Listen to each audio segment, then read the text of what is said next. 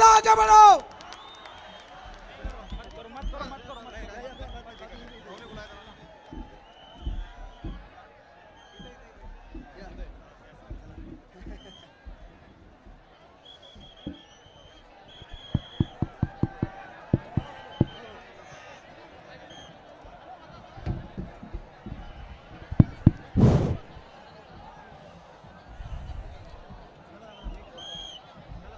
भगवान तथागत गौतम बुद्ध, विश्वरत्न डॉक्टर बाबासाहेब आंबेडकर, छत्रपती शिवाजी महाराज, महात्मा ज्योतिबा फुले,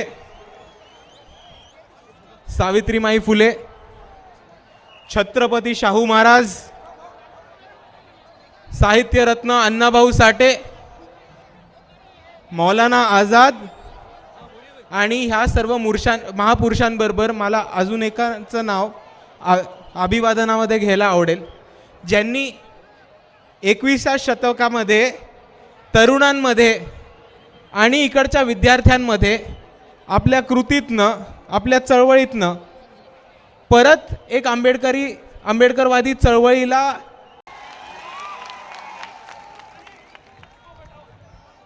वंचित बहुजन आघाडीचे राष्ट्रीय नेते ॲडव्होकेट बाळासाहेब आंबेडकर, आजच्या सभेचे अध्यक्ष PG वानकडे साहेब,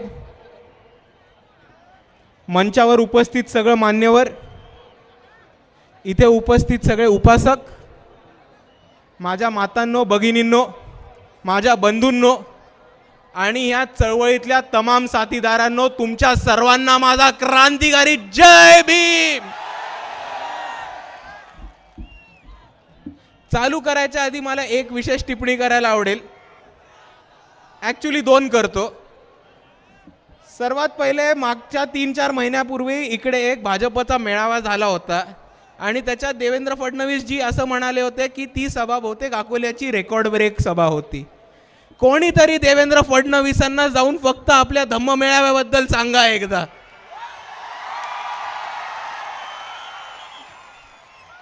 आणि अख्खी आंबेडकरवादी चळवळ जेव्हा एका वादामध्ये अडकली आहे की आपण जयंती नाचून साजरा करू किंवा वाचून साजरा करू, हा आजचा धम्म मेळावा, इकडे येणारी रॅली त्यांच्यासाठी एक उदाहरण आहे की लोक DJ लावून, ढोल ताशा लावून, लेझिम घेऊन नाचत नाचत येतात तर ते बाळासाहेबांचं वैचारिक मार्गदर्शन ऐकायला।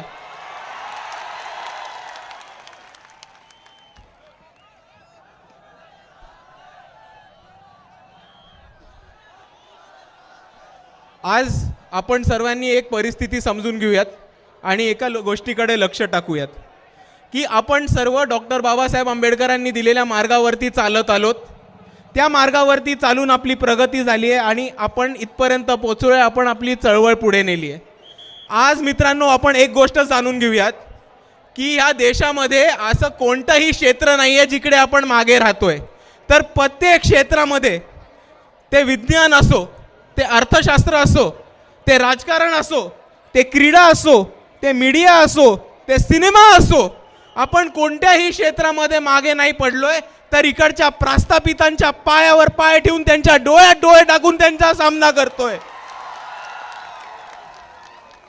पण हीच परिस्थिती समजून घेत असताना आपल्या सर्वांना एक गोष्ट पण लक्षात घ्यायला लागणार आहे, ती म्हणजे आज या देशामध्ये, आज महाराष्ट्र राज्यामध्ये परत एकदा मनुवादी ताकद उभी राहतीये।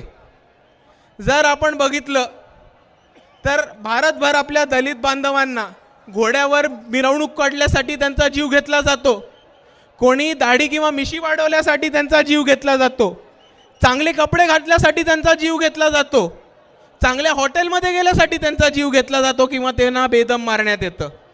आणि जर आपण आपल्या महाराष्ट्रामधल्याच गेल्या 6 महिन्याचं उदाहरण घेतलं तर आपल्या सर्वांच्या समोर एक खूप दुःखदायक घटना होती, ती म्हणजे आपल्या सर्वांचा चळवळीतला साथीदार, वंचित बहुजन आघाडीचा एक धडाडीचा कार्यकर्ता, ज्याला आम्ही साथीदार मानायचो, असा अक्षय भालेराव, त्यांनी नांदेडमध्ये त्यांच्या गावामध्ये पहिल्यांदा मिरवणूक काढली म्हणून तिकडच्या जातीवाद्यांनी त्यांच्याशी फुकट फालतू भांडण करून त्यांचा जीव घेतला गेला।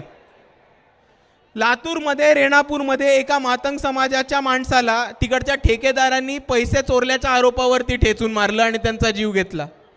श्रीरामपूरमध्ये जर आपण घटना घेतली तर काही भटक्या विमुक्त दलित समाजातल्या तरुणांना तिकडच्या गायगुंड्यांनी तिकडच्या ठेकेदारांनी कबूतर चोरीच्या आरोपांवरनं उलटं टाकलं, त्यांना उलटं टांगण्यात आलं, त्यांना मारण्यात आलं आणि त्यांना अमानुष्य असं टॉर्चर करण्यात आलं.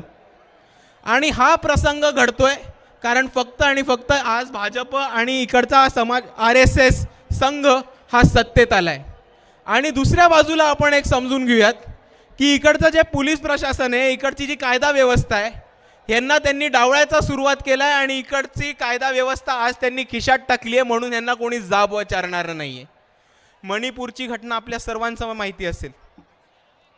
3 महिने हा राज्य जळत राहिला, बातमीसुद्धा आली नाही. आणि जेव्हा त्याचे दृश्य त्याच्या घटना आपल्या सर्वांसमोर आल्या तेव्हा माणुसकीला काळीमा फासणारी अशी एक घटना आपल्या सर्वांसमोर उघडी झाली. आणि हा राज्य 3 महिने जाळत राहिला फक्त आणि फक्त कारण मोदी आणि अमित शहाचं ते षडयंत्र होतं.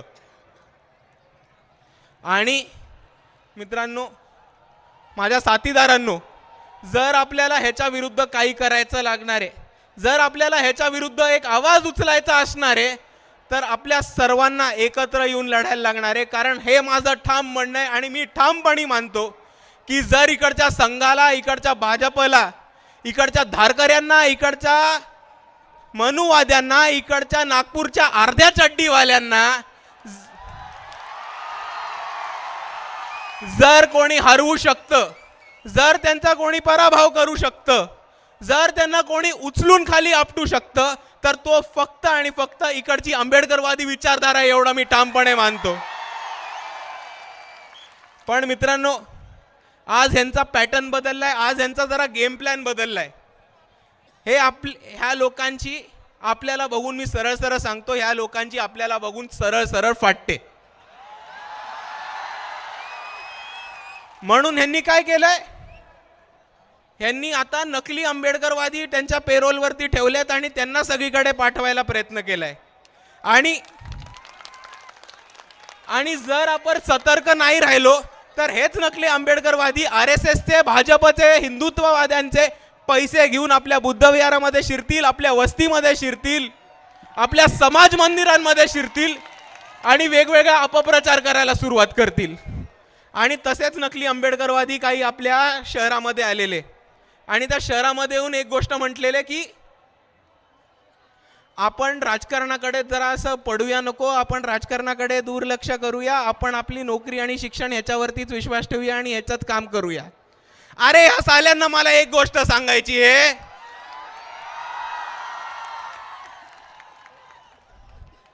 की बाबासाहेबांनी आम्हाला सांगितलं होतं की शासनकर्ती समाज बना. डॉक्टर बाबासाहेब आंबेडकर यांनी राजकीय भूमिका घेऊन उभे राहिले. ते स्वतः पार्लमेंटमध्ये होते, भारताचे पहिले लॉ मिनिस्टर होते. या भारत देशामध्ये एक नाही तर 3 labour party of India, schedule caste front आणि रिपब्लिकन पार्टी ऑफ इंडिया असे 3 महत्त्वाचे पक्ष या बाबासाहेब आंबेडकरांनी आपल्याला या देशामध्ये दिले होते. तर ही लोक येऊन म्हणतात शिक्षण आणि नोकरीवरती फोकस करा, राजकारणात नका पडू. खऱ्या अर्थानं मी म्हणतो ही लोक आज खरं बाबासाहेबांच्या विचाराचा अपमान करतात आणि ते आपण सर्वांनी खपवून घ्यायचं नाहीये, एवढं मी तुमच्या समोर आज इकडे मांडतो. दुसऱ्या बाजूला आपण एक गोष्ट लक्षात ठेवू, ही लोक म्हणतात शिक्षणामध्ये आणि नोकरीवरती फोकस करा. पण शिक्षण आणि नोकरीचं होतं काय ह्याच्यामध्ये पण जरा आपण आज घुसूया. आपल्या तरुण बांधवांच्या समोर, आपल्या युवकांसमोर आज खरे प्रश्न आहेत, त्याच्यावरती पण जरा हात टाकूया. आज आपल्याला बाबासाहेबांनी एक महत्त्वाचा नारा दिलाय आणि आपण त्याच्यावरती कायमस्वरूपी चालत आलोत आणि चालत राहणार. तो म्हणजे शिका, संघटित व्हा आणि संघर्ष करा. पण हे इकडचे मनुवादी RSS वाले घाबरतात आपल्याला. यांना आपली प्रगती होऊ नाही द्यायची, यांना आपला विकास नाही होऊ द्यायचा. म्हणून यांनी काय पद्धत सुरू केली आहे, यांनी नवीन एक पद्धत सुरू केली आहे की त्यांनी आपल्या अंगणवाड्यांच्या शाळा बंद पाडायला सुरुवात केली आहे. त्यांनी हा नवीन एक GR काढला आहे की जिल्हा परिषदेच्या 5 शाळा ह्या बंद करून त्याचा एक मध्यवर्ती क्लस्टर चालू करण्यात येईल आणि तो चालू केलेला क्लस्टर चालवायला देतील 11 महिन्यांसाठी एका ठेकेदाराला कॉन्ट्रॅक्टवरती. आता मला ह्यांना विचारायचं, तुम्ही अशिक्षित असाल, तुम्ही बेबुद्धी असाल, तुम्ही बेअक्कल असाल, पण इकडे मला एक गोष्ट सांगा की कोणती शाळा 11 महिने चालू ठेवतात? 11 महिने जर आपण शाळेत गेलो तर एका वर्षानंतर पास झालो, पुढच्या वर्षी काय गावभर बोंबलत बसायचं आम्ही? आणि या मध्यवर्ती शाळेचं जी जागा हडपणार आहेत त्याचं नक्की होणार काय 11 महिन्यानंतर? इकडचे कॉन्ट्रॅक्टवाले, इकडचं कॉर्पोरेट ते खिशात टाकतील आणि स्वतःचे पाकिटं भरून घेतील. दुसऱ्या बाजूला आपण जर बघितलं तर हायर एज्युकेशन, उच्च शिक्षण, इथे मोठ्या प्रमाणावरती कॉलेजेसमध्ये, इन्स्टिट्यूशन्समध्ये जातीवाद सुरू झाला आहे आणि आपल्या पोरांचं मेंटल खच्चीकरण करण्याचा प्रोसेस सुरू झाला आहे. शिष्यवृत्ती अजून मिळत नाही, स्कॉलरशिप्स अजून पोरांना मिळत नाहीत. आणि हा ह्यांचा षडयंत्र आहे, हा ह्यांचा गेम प्लॅन ह्याच्यासाठी आहे की त्यांना आपल्याला शिकू नाही द्यायचं आहे. कारण जर आपण शिकलो तर आपण संघटित होऊ, आपण विचार करायला लागू आणि आपण असे प्रश्न विचारू ह्यांना की ते अडचणीत येतील. आणि म्हणून त्यांना त्याच्यासाठी आपलं शिक्षण आणि शिका, संघटित व्हा, संघर्ष करा मधला पहिली जी पायरी होती, पहिला जो स्टेप होता, तो इकडच्या मनुवाद्यांना बंद करायचा, हे आपण आज समजून घेऊयात. दुसऱ्या बाजूला जर आपण नोकरीवरती बघितलं तर आज भारताची अर्थव्यवस्था खूप मोठ्या प्रमाणात कोसळतीये. इकडची अर्थव्यवस्था डळमळ केली आहे या मोदी आणि शहाच्या अर्थशास्त्राच्या डिपार्टमेंटनी आणि फायनान्स मिनिस्टरांनी. आज शिक्षित बेरोजगारांचं प्रमाण खूप मोठ्या प्रमाणात वाढलंय. आपली पोरं शिक्षण घेतात, उच्च शिक्षण घेतात, पण बाहेर जाऊन आज त्यांना नोकऱ्या मिळत नाहीत, अशी पद्धत आहे.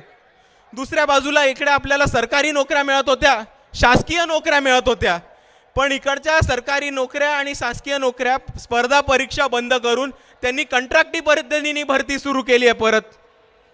आणि ह्या भाजपवाल्यांना मला एक प्रश्न विचारायचा आहे, पण त्याआधी इकडे जमलेल्या सगळ्या लोकांना मला विचारायचं आहे की कंत्राटी भरती नक्की कशासाठी करतायत ते सांगू शकेल कोणी?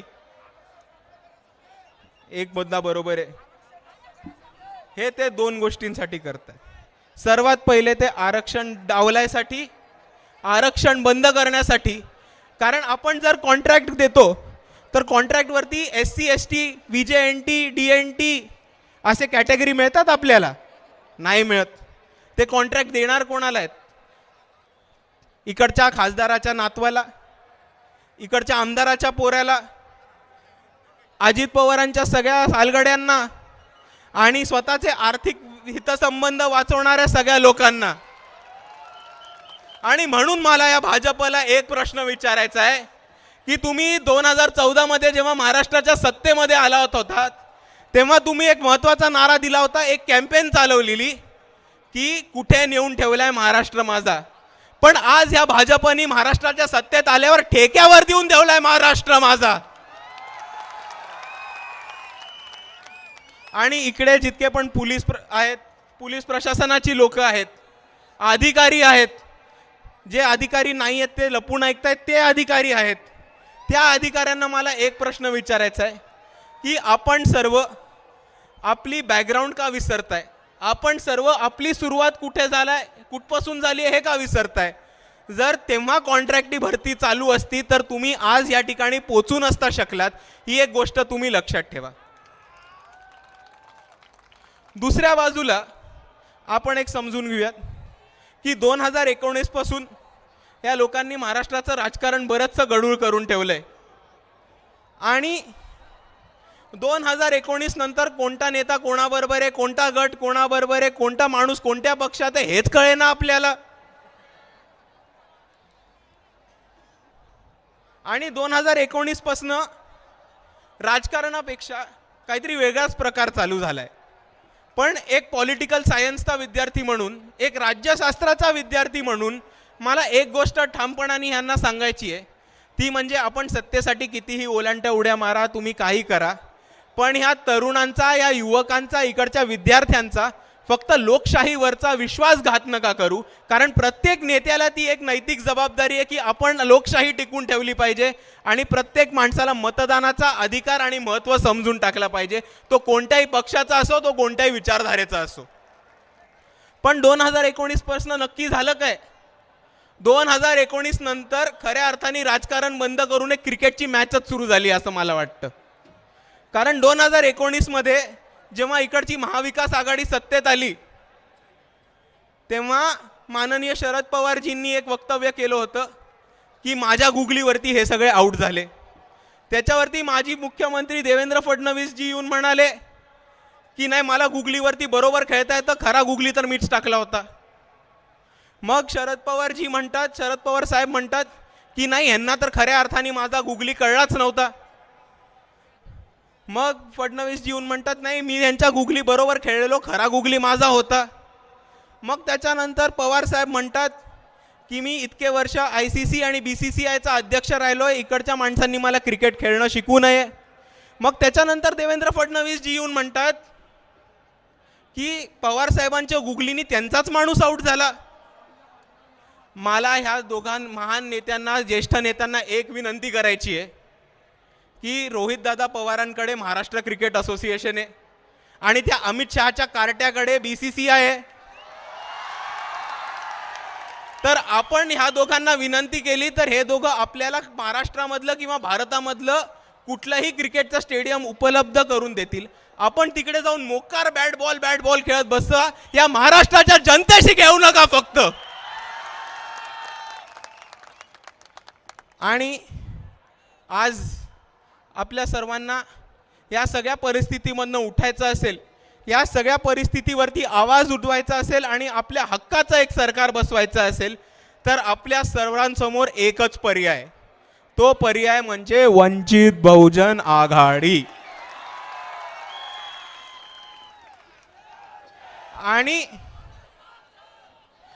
आज मी एक गोष्ट सांगतो की ह्या वंचित बहुजन आघाडीच्या कार्यकर्त्यांनी एक ठराव केलाय की जर कोणी मनुवादी, धारकरी, संघी, भाजपचा चिल्लर कार्यकर्ता, भाजपचा मोठा कार्यकर्ता,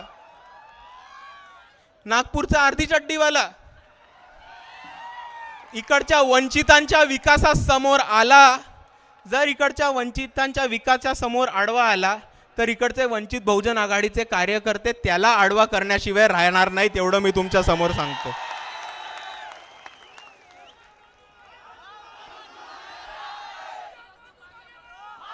आणि पुढच्या वेळेस जेव्हा हे RSS वाले किंवा त्यांनी पाठवलेले जेव्हा नकली आंबेडकरवादी परत घुसखोरी करतील, आपल्याकडे येतील, अपप्रचार करायचा प्रयत्न करतील, तेव्हा ठामपणाने मी तुम्हाला सांगतो, साल्यांना ठोकून काढा.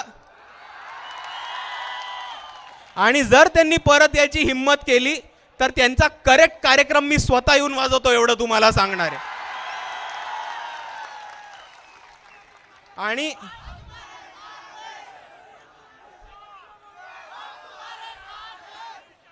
आणि आपल्याला आपल्या समोर समस्या अनेक आहेत, आपल्या समोर शत्रू अनेक आहेत, आपल्या समोर दुश्मन पण अनेक आहेत. मागच्या निवडणुकीत आपण एवढा मोठा प्रचार उभा केला, इतक्या लोकांना जोडलं, इतका मोठा जनसमुदाय उभा केला, पण मागणं कोणतरी पिन मारायला बरोबर येऊनच जातं.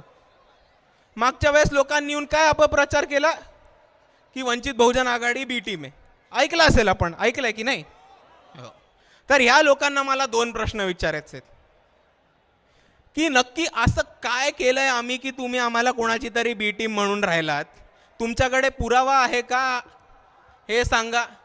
नसेल तरी आम्हाला हे सांगा की आम्ही नक्की केलंय काय. तर आपण हे केलंय की इकडच्या प्रस्थापितांना, इकडच्या मुसलमानांनी, दलितांनी, आदिवासींनी, बहुजनांनी आणि तमाम वंचित समूहांनी सत्तेत जायलाच नकोय, म्हणून जेव्हा केव्हा आपलं एक ताकद उभी राहते ते येऊन मागणं पिन फोडण्याचं काम करतात. ही गोष्ट आपण लक्षात ठेवूयात.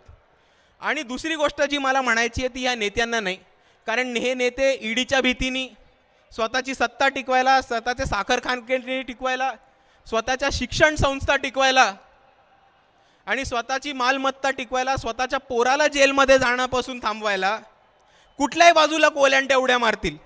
ते कुठल्याही पक्षात जाऊन बसतील, ते त्यांना करू देत. पण मला दुसरा प्रश्न विचारायचा आहे की त्यांच्या कार्यकर्त्यांना, ज्यांची मला खरंच दया येते आणि कीव येते, ती म्हणजे तुम्ही अख्खा इलेक्शनभर बोंबलत बसलात की वंचित बी टीम आहे, वंचित बी टीम आहे, वंचित बी टीम आहे. पण ज्याच्या सांगण्यावरनं तुम्ही हे केलं तो माणूस अर्धा पक्ष घेऊन जाऊन भाजपमध्ये बसलाय, त्याचं काय करणार आहात आज? आणि जाता जाता मला नुसता एक सांगायचंय, जाता जाता मला नुसती एक गोष्ट मांडायची आपल्या समोर की आज भाजप विरुद्ध वेगवेगळ्या ताकदी उभ्या राहत आहेत, वेगवेगळे फ्रंट उभे राहत आहेत आणि ते चांगली गोष्ट आहे, ते व्हायलाच पाहिजे. कोणीतरी भाजपला हरवून त्यांचा माज उतरवणं अतिशय गरजेचं आहे.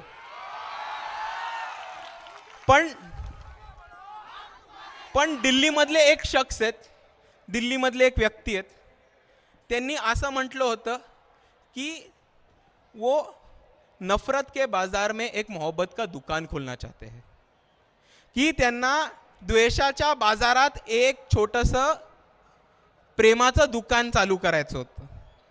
मला एक गोष्ट कळत नाही पण की एवढ्या मोठ्या द्वेषाच्या बाजारामध्ये तुम्ही एक छोटंसं दुकान उघडून काय करणार आहात? म्हणून मी त्यांना एक गोष्ट सांगतो की तुम्ही तुमचं दुकान वगैरे सोडून द्या, एकदा फक्त बाळासाहेबांना आजमावून बघा.